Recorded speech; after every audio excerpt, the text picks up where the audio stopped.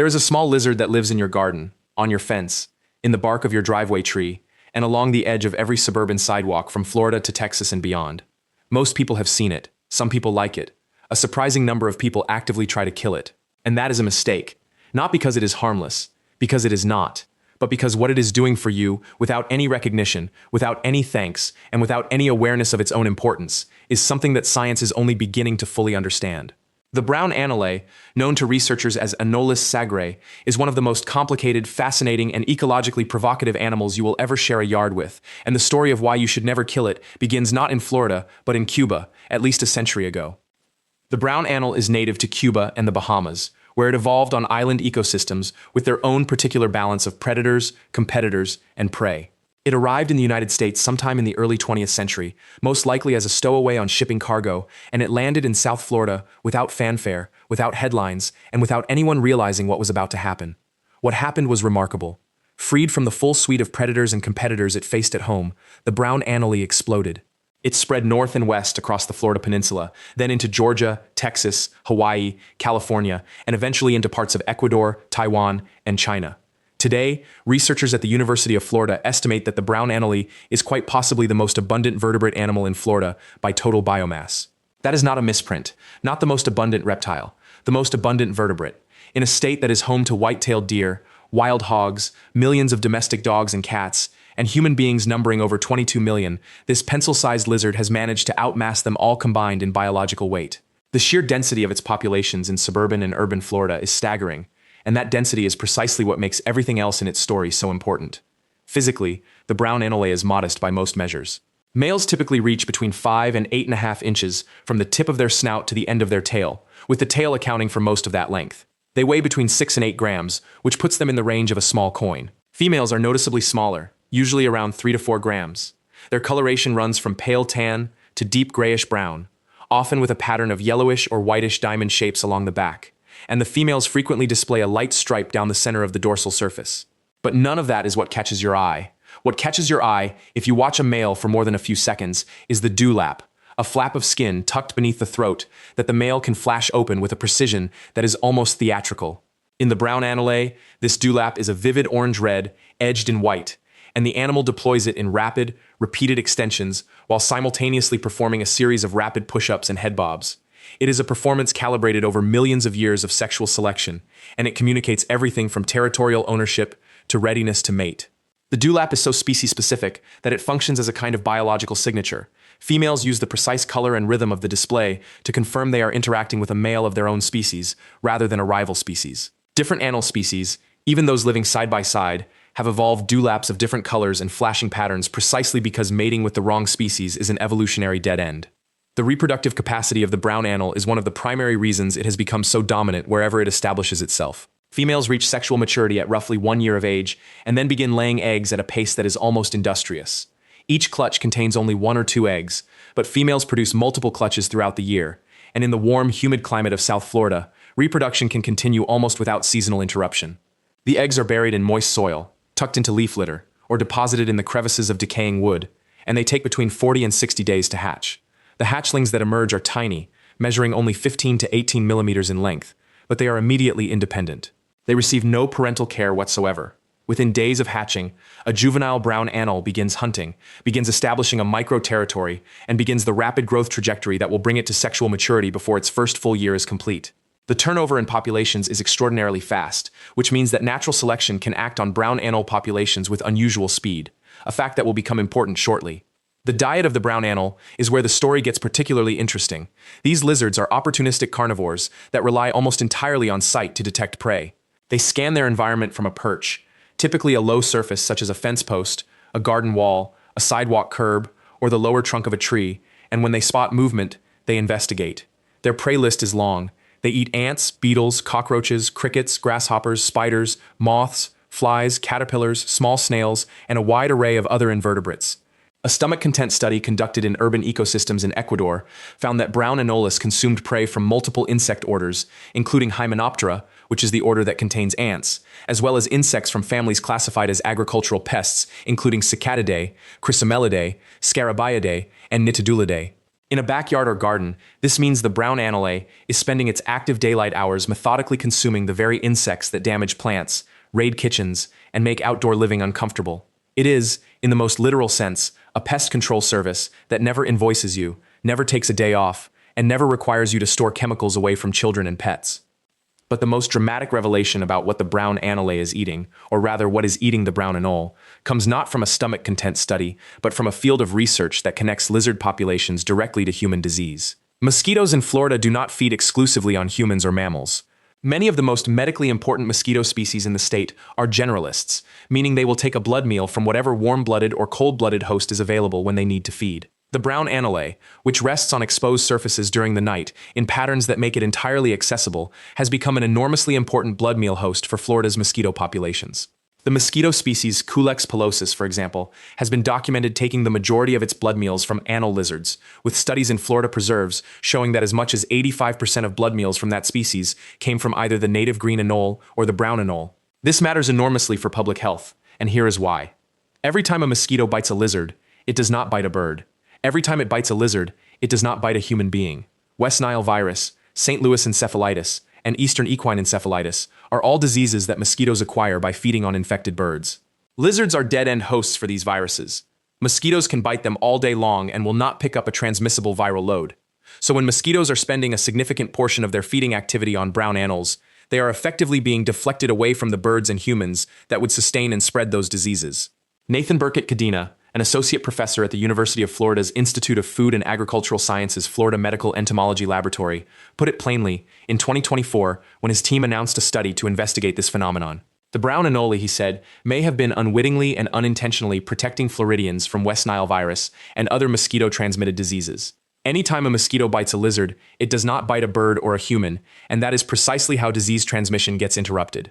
The diseases in question are not trivial. Eastern equine encephalitis, sometimes referred to as EEE, is a virus that causes the brain to swell and kills approximately 1 in 3 people who contract it. Those who survive frequently experience permanent neurological damage, including blindness, hearing loss, and cognitive impairment.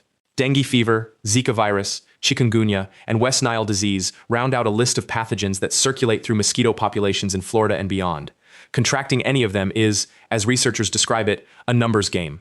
The more mosquitoes there are, the more frequently they feed on amplifying hosts like birds, and the more infected mosquitoes go on to bite humans.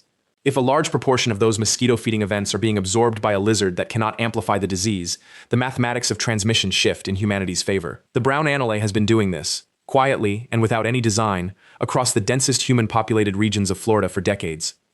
The threat to this invisible public health service is now coming from another invasive species, and the situation illustrates with brutal clarity how difficult it is to predict the cascade of consequences that follow when new species enter existing ecosystems. The Peters's rock agama, a large and aggressive lizard native to sub-Saharan Africa, has been spreading through Florida for years, having arrived through the exotic pet trade. Where the rock agama establishes itself, brown anole populations appear to decline, either through direct predation or through competitive exclusion. The critical detail, however, is that the rock agama sleeps in crevices and rock faces where mosquitoes cannot easily access it, and mosquitoes have not developed feeding behaviors oriented toward this novel species. This means the rock agama does not absorb mosquito bites the way the brown anole does. If it continues displacing brown anoles across South Florida, the University of Florida research team warns that the result could be a meaningful increase in mosquito feeding pressure on birds and humans, with corresponding increases in disease transmission rates. A battle between two invasive lizards, as Burkett-Cadena's team noted, is not merely an ecological curiosity. It may have direct consequences for how many people in Florida contract serious neurological diseases in the decades ahead. Meanwhile, the brown anole has been at the center of one of the most celebrated and frequently cited demonstrations of rapid evolution in the scientific literature. When the brown anole arrived in Florida and began establishing itself on the ground level of trees, shrubs, and vegetation, it immediately began competing with the native green anole, Anolis carolinensis, for food and space. The two species eat roughly the same diet, occupy similar habitats, and are close enough in behavior that they were essentially fighting over the same ecological real estate. The green anole, which had previously occupied the full vertical range of Florida's vegetation from the ground to the treetops, began to lose the ground-level competition to the more aggressive and numerous brown anole. In response, green anoles started moving higher. They retreated upward into the canopy, abandoning the lower perches where brown anoles had taken over. What happened next is the part that astonished evolutionary biologists around the world. A research team led by Yoel Stewart then a graduate student working in Jonathan Losos's lab at Harvard University, studied green Anole populations on small Florida islands, some of which had been invaded by brown anoles and some of which had not. Over the course of approximately 15 years and just 20 lizard generations, the green Anoles living on invaded islands evolved measurably larger toe pads with more adhesive scales than those on uninvaded islands. The same difference was confirmed in the laboratory-hatched offspring of wild-caught lizards, ruling out the possibility that the change was a developmental response to living higher up rather than a genuine genetic change. The study was published in the journal Science in 2014 and became one of the definitive modern examples of character displacement, the process by which competing species evolve to occupy different ecological niches. Stewart described the pace of the change as surprising, even to the researchers who expected to see it. To put the rate in perspective, one analysis noted that if human height were evolving as rapidly as the green Anoles toe pads were changing, the average American man would grow from 5 foot 9 inches to over 6 foot 4 inches within 20 human generations. Evolution, operating under sufficient selective pressure, can move breathtakingly fast. The brown anole's relationship with its own predators is equally instructive. In Florida, brown anoles are eaten by black racers, corn snakes, larger lizards including broadhead skinks, egrets, and a range of other birds that have learned to associate the lizard's predictable basking behavior with an easy meal. It is not uncommon to observe great egrets stalking brown anoles across the parking lots of Florida shopping centers, long-legged and patient and utterly indifferent to human foot traffic. Outdoor cats are significant predators as well, which creates a complicated situation in debates about feral and free-roaming cat populations. The brown anole has one notable anti-predator adaptation beyond its natural alertness and speed, which is the capacity for autotomy, the voluntary detachment of its own tail. When seized by a predator, the brown anole can disconnect a large portion of its tail, which then continues to writhe and spasm independently for some time, distracting the predator while the lizard escapes. The tail will eventually regenerate, though the replacement is made of cartilage rather than bone and is never quite identical to the original. In terms of lifespan, brown anoles in the wild typically survive less than 2 years, which is a reflection of the intense predation pressure and the physical demands of maintaining a territory in a landscape crowded with competitors. In captivity, with food provided reliably and predators absent, they can live considerably longer. Males spend a significant portion of their waking hours in territorial displays and contests, which are energetically expensive. Two males encountering each other at the boundary of their territories will go through an escalating sequence of dewlap displays, push-ups, lateral flattening to appear larger, and eventually direct physical confrontation if neither retreats. The outcome of these contests is not random. Larger males with better territories win more often, and territory quality directly affects access to females. A male brown anole's reproductive success is thus tightly bound to its ability to hold and defend a piece of ground, which means that every encounter with a rival is a high-stakes negotiation, conducted entirely through body language and physical size. What all of this adds up to is an animal that entered a foreign ecosystem, reshaped it in ways that are still being untangled, triggered measurable evolutionary change in a competing species, and simultaneously embedded itself so deeply into the ecological fabric of the suburban southeastern United States that its removal from any given yard would create a vacancy immediately filled by the pest insects it was keeping in check, and potentially redirect thousands of mosquito bites away from lizard skin and toward birds and people. The brown anole is not a simple story. It arrived uninvited. It has caused genuine ecological disruption, it displaced native species from their habitats, and it competes aggressively for resources that native wildlife depends on. None of that is in dispute. But the evidence is now clear that it also provides services. Real, measurable, biologically significant services that were never planned, never anticipated, and are only now being quantified. The next time you see one of these lizards flash its orange dewlap from a fence post and drop into a series of rapid push-ups, take a moment before you reach for a shoe or a shovel. That display is older than Florida's human history by millions of years. The lizard performing it is simultaneously a pest controller, a mosquito shield, an evolutionary catalyst, and an unwitting participant in one of the most remarkable biological case studies of the modern era. The bugs it is eating right now, the mosquitoes it is absorbing right now, the ecosystem dynamics it is shaping right now, all of that is happening in your yard, for free, while you go about your day. If you are watching this channel, you already understand that the smallest animals in our world carry the largest ecological weight. The brown anole is simply the latest proof. Leave it where it is. Something much worse than a lizard is waiting to take its place. If you found this video fascinating, subscribe to Never Kill This. Every week we show you the animals living invisibly around you and what they are quietly doing on your behalf. The story never stops being surprising, and neither does the science behind it.